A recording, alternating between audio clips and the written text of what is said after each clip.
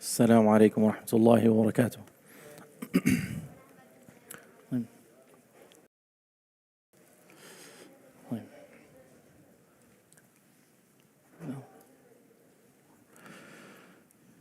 بسم الله الرحمن الرحيم. الحمد لله رب العالمين، والصلاة والسلام على أشرف الأنبياء والمرسلين نبينا محمد وعلى آله وصحبه أجمعين.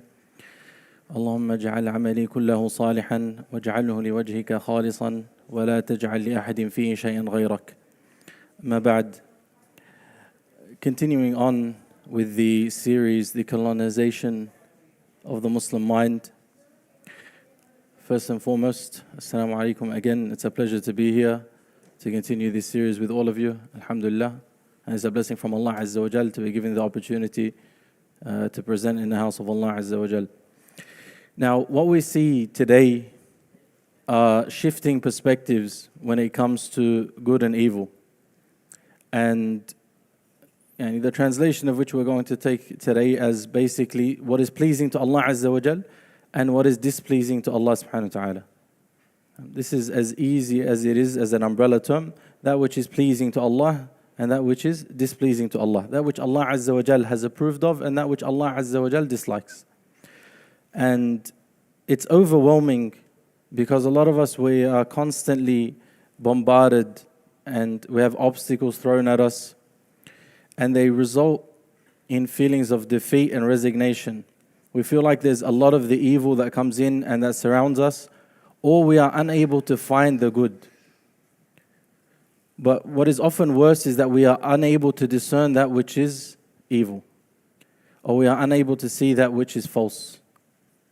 And as a result of this, the defeat that we feel and the resignation, it emulates itself in two forms, most commonly: acceptance and conformity. The first being that we begin to accept that which is displeasing to Allah subhanahu wa ta'ala because we are unable to see it as displeasing to Allah, or because it is so rampant amongst us that we can no longer see the good and we can only see the evil that is around us. And what happens as a result of this is that as humans, we begin to then adopt thoughts, which then translate to actions and values and beliefs, right? And this is what conformity is. We begin to conform to the things that we've accepted around us. And this happens because there's this ideological battleground constantly shifting what's good and what's bad. What we see as haram, what we see as halal, what we see as pleasing to Allah Azza wa Jal, and what we see as displeasing to Allah. And Rasulullah sallallahu alayhi wa sallam, this is very, very important for myself and all of us to remember. He used to make dua asking Allah Azza wa Jal, Allahumma arini al-haqqa haqqan warzuqni ittiba'ah wa arini al-batila batilan warzuqni ijtinabah. Oh Allah, allow me to see the truth as truth and to follow it, and allow me to see the evil as evil, or the falsehood as falsehood, and to stay away from it. And this is important. Allah Azza wa Jal told us in the Quran, أَفَلَمْ يَسِيرُوا فِي الْأَرْضِ فَتَكُونَ لَهُمْ قُلُوبٌ يَعْقِلُونَ بِهَا أَوْ آذَانٌ يَسْمَعُونَ بِهَا فَإِنَّهَا لَا تَعْمَى الْأَبْصَارُ وَلَكِنْ تَعْمَى الْقُلُوبُ الَّتِي فِي الصُّدُورِ. What happens over time is we become blind. But as Allah Azza wa Jal told us, it is not the blindness of the eyes. Allah asked the question, He said, do they not go out in the earth and see? Or are they not able to go out in the earth so that they can have hearts that see? But this seeing, the seeing of understanding. قُلُوبٌ يَعْقِلُونَ بِهَا أَوْ آذَانٌ يَسْمَعُونَ بِهَا, or ears that they can hear the truth.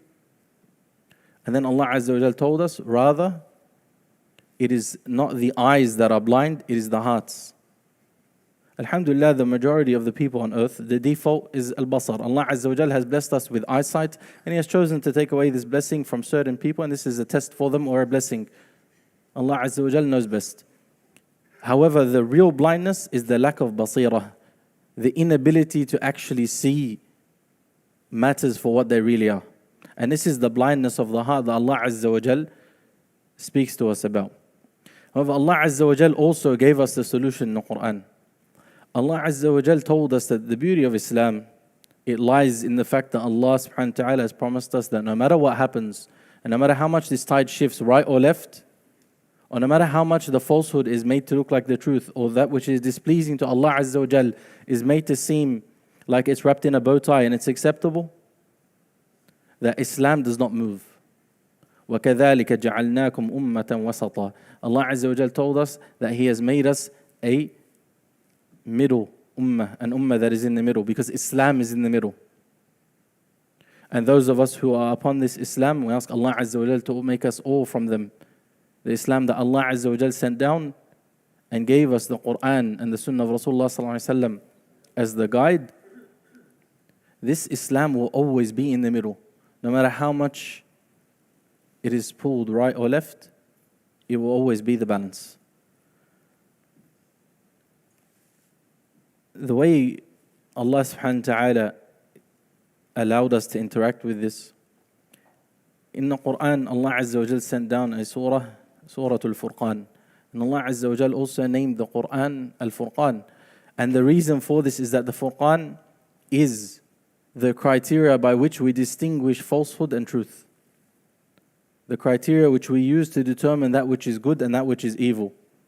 It is the tool that Allah Azza wa Jal gave us to use, and the criteria to test everything. And this is what stops us from going astray. This is what allows us to see, no matter how much the balance is shifted. Because there are two things.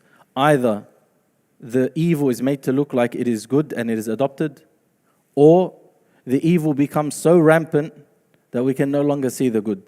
And in the time that we live in, we see both. And the Furqan is the solution. And so, if we take this metaphor, for example, when we see people playing tug of war, we know the game, there are two teams, there is a rope, there is a knot tied in the middle, and the aim is to pull until the knot on the rope has passed a certain point, closer to one side than the other.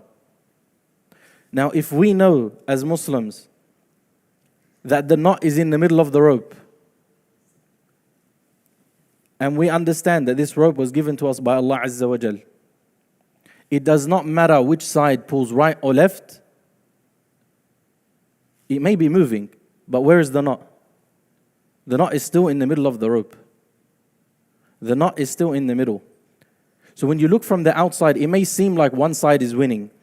It may seem like someone is pulling. Some ideology is overwhelming, and the majority are following it. But if we know that the knot is in the middle, nothing has changed. The tide may seem to be shifting in one direction, but the middle has not moved. And this knot cannot be untied. What Allah Azza wa Jal has given us cannot be undone. The Quran cannot be changed. Allah Azza wa Jal has promised this. And He promised us that it will be preserved and that there will be a people upon it until the day of judgment, upon the truth and the sunnah of Rasulullah sallallahu alaihi wasallam, until the day of judgment. And we ask Allah Azza wa Jal to make us from them.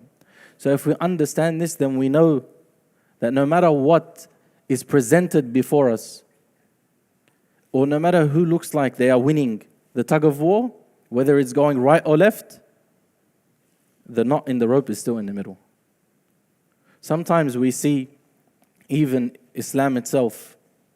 If we know that Islam is in the middle, the true Islam is in the middle. Sometimes if we take the frame and we move it out of picture, we don't see the whole perspective. The line then looks like it's to the left or the right, whichever way someone wants to portray it to us, whether it's the media, whether it's a certain ideology, no matter what it is. The Islam will always be in the middle. The Quran and Sunnah will always be in the middle. But if I only show you 3/4 of the picture this way, this line is going to look like it's closer to the left. And people will tell you, no, that this Islam is too far to the left, it needs to move this way. But reality is, if we took a step back and we actually see the picture for what it is, we realize it's never moved. Our perspective was forced to shift. And this is the basira that we need, to be able to see that no matter what's happening, no matter who is showing us the perspective, if we have the basira that Allah Azza wa Jal told us we need and instructed us to get from the Quran, we will always be able to see that middle path in the middle, where it belongs. and is not made to look like to us that is actually too far to the right or the left. There is always going to be a too far to the right and always a too far to the left. The ability to see what is actually too far to the right or the left, this is the basira that we need. And it's something that Allah Azza wa Jal gives us. It is not something that can be shown to us externally. Right? They try to. And unfortunately, this is what we are dealing with today. If we take it one way, it's very easy to say, this Islam now, we've shifted the picture frame. It looks like the line is too far to the right. So it's very extreme, etc. So we think by moving it to the middle of the new frame that we are presented and accepting these new things, we are actually following the middle. This is the danger that we are actually facing.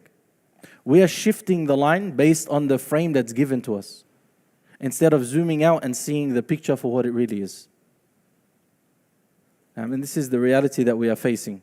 The youth, the old, all of us alike. We are in this struggle together. And so in something that I will mention towards the end, بإذن Allah Azza wa Jal said, وَاعْتَصِمُوا بِحَبْلِ اللَّهِ جَمِيعًا. This is a collective effort, a communal effort, to hold on to this rope of Allah Azza wa Jal together. Doesn't matter who, we all face this in one way or another. In the media, through television, films, music, whatever it might be. Everyone faces this.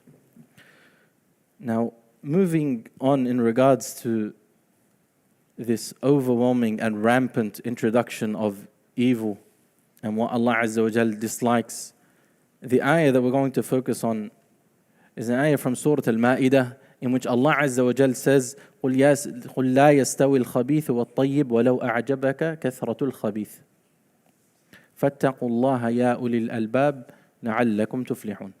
Allah Azza wa Jal said, say, Ya Muhammad sallallahu alayhi wa sallam, لَا يَسْتَوِي الْخَبِيثُ وَالطَّيِّبُ. No matter what happens, it is never going to be the case that falsehood and truth, or evil and good, or that which is disliked by Allah Azza wa Jal and that which is pure are going to be equal. وَلَوْ أَعْجَبَكَ كَثْرَةُ الْخَبِيثِ. Even if the magnitude or the volume of that which is evil, that which is displeasing to Allah, amazes you, or intrigues you, or interests you, it can never equate to that which is pleasing to Allah. This is a very simple principle. And it's related to the second thing that we mentioned. So we mentioned that usually it's either a shift in perspective or an increase in the amount of evil that causes these problems. With the shift in perspective, we've covered in terms of the basira that we need, and understanding that the knot in the middle of that rope doesn't move.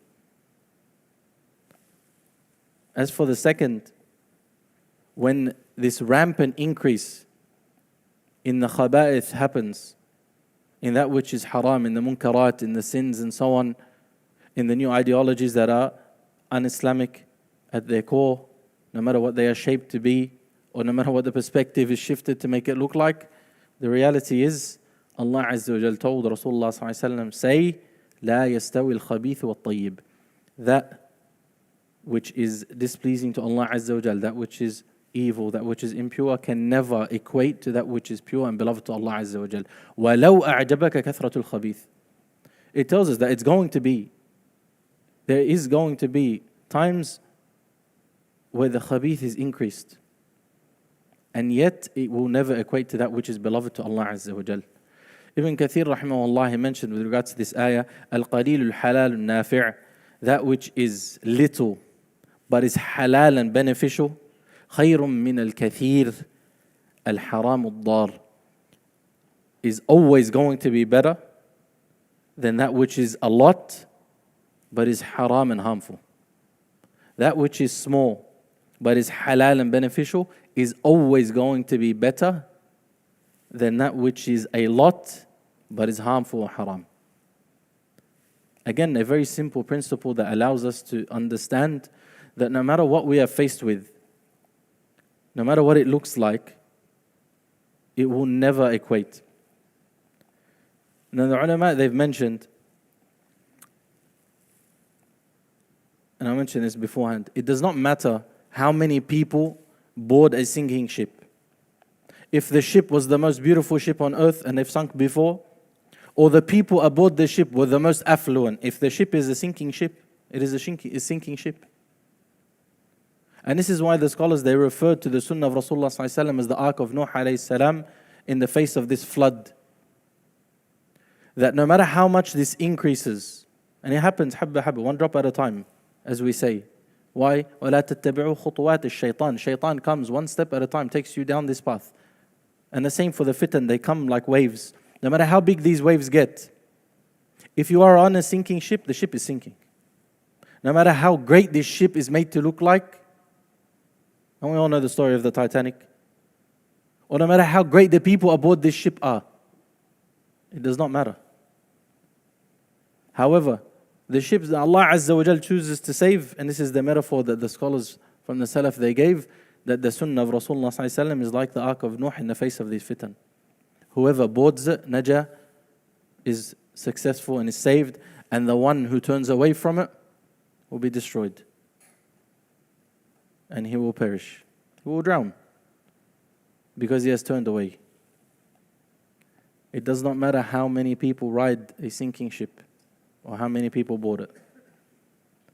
And this is what we see today. In the time of Umar radiallahu anhu, there was a man in the marketplace, and a lot of us, alhamdulillah, we are familiar with this story. And I'm sure you know it better than I do.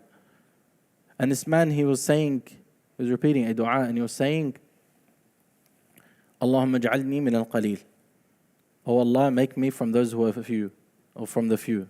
And he kept repeating it. And to Umar radiallahu anhu, and it's something the Sahaba, something that was anything new to them, it would strike them straight away. And they would ask, if this wasn't something from Rasulullah sallallahu alaihi wasallam, it would affect them. And so he asked this man, why are you saying this? Where did you get this from? And so he said, he reminded him of the verse from Allah Azza wa Jal in the Quran, وَقَلِيلٌ مِّنْ عِبَادِيَ الشَّكُورِ. There are few from my slaves that are truly grateful to Allah Azza wa Jal. There are few, and it's the words of Allah Azza wa Jal, there are few from my slaves that are truly grateful.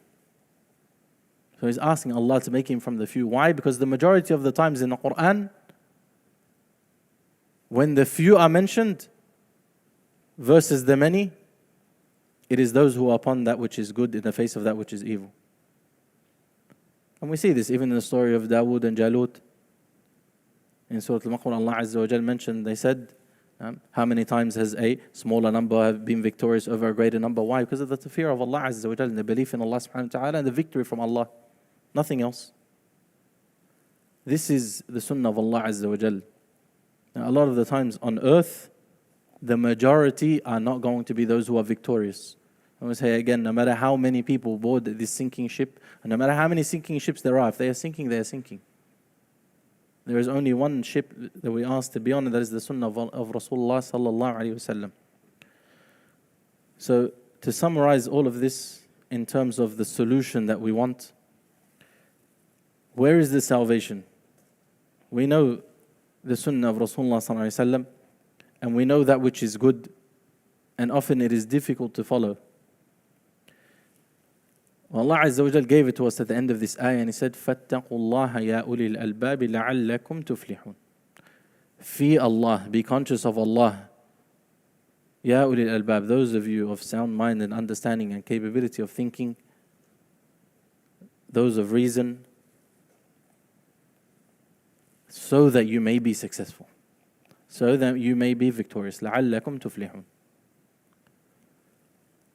Allah Azza wa Jal here, He connects our success to taqwa, of course.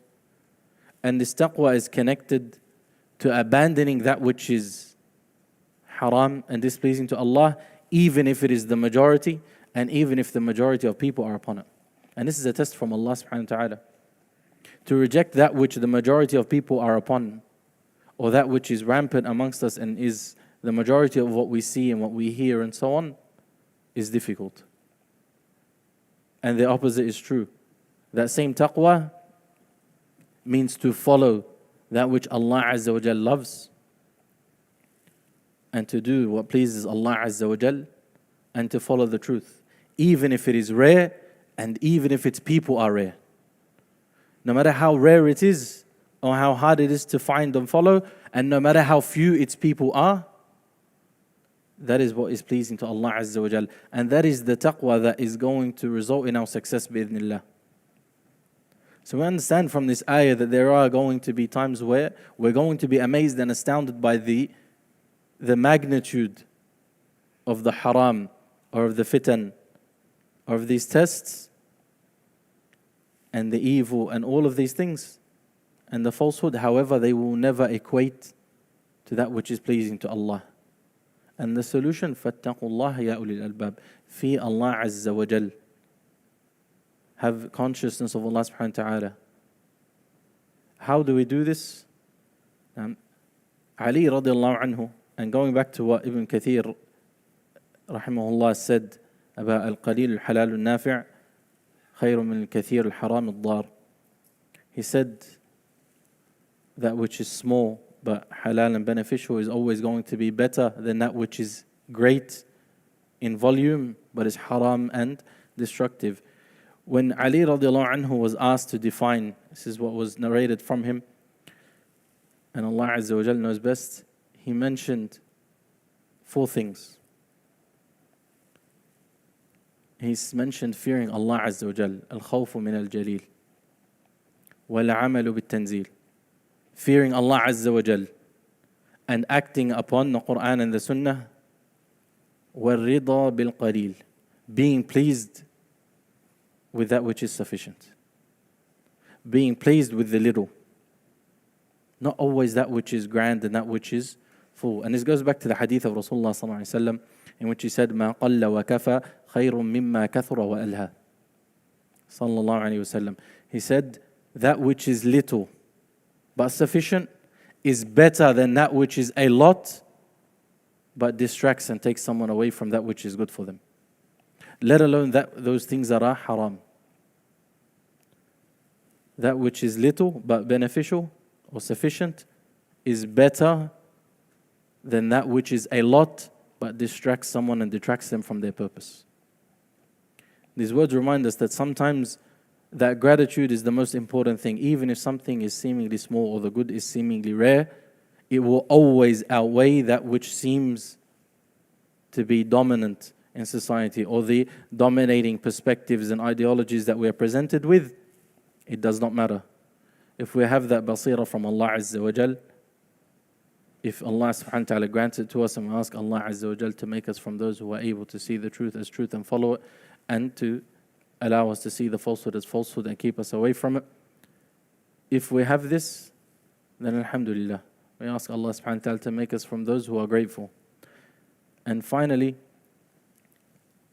Allah Azza wa Jal, in relation to this taqwa, we all know the ayah in Surah Ali Imran that we hear usually in Salat al-Jumu'ah. يا أيها الذين آمنوا اتقوا الله حق تقاته ولا تموتن إلا وأنتم مسلمون. Allah subhanahu wa ta'ala said, O you who believe, اتقوا الله حق تقاته. Fear Allah Azza wa Jal the way He deserves to be feared. Protect yourself from Allah Azza wa Jal by fearing Him and following His commandments the way He deserves. وَلَا تَمُوتُنَّ إِلَّا وَأَنْتُمْ مُسْلِمُونَ. And this last part, وَلَا تَمُوتُنَّ إِلَّا وَأَنْتُمْ مُسْلِمُونَ, do not die except in this state of submission. Because that is what submission is. It tells us that this battle and this continuous shift between good and evil and this struggle to see the truth and hold fast to it, it is until we die. وَلَا تَمُوتُنَّ إِلَّا وَأَنْتُمْ مُسْلِمُونَ. This is not something that is going to go away. It is something that we are going to continue down upon until we pass away and we return to Allah Azza wa Jal. And so we ask Allah Azza wa Jal for steadfastness. And this is why Allah Azza wa Jal followed this with the ayah, وَاعْتَصِمُوا بِحَبْلِ اللَّهِ جَمِيعًا. Hold fast to the rope of Allah Azza wa Jal together. And bi'idhnillah, this is one of the solutions to maintaining this until we die.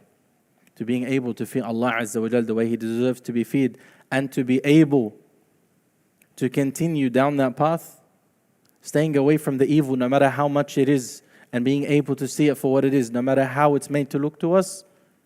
Bi'idhnillah, this is a fight until we die, and bi'idhnillah it is done and by holding fast to the rope of Allah Azza wa Jal together. And the rope of Allah, according to the majority of ulama of the tafsir, is that this is either La ilaha illallah which is the crux of the religion, and the Quran.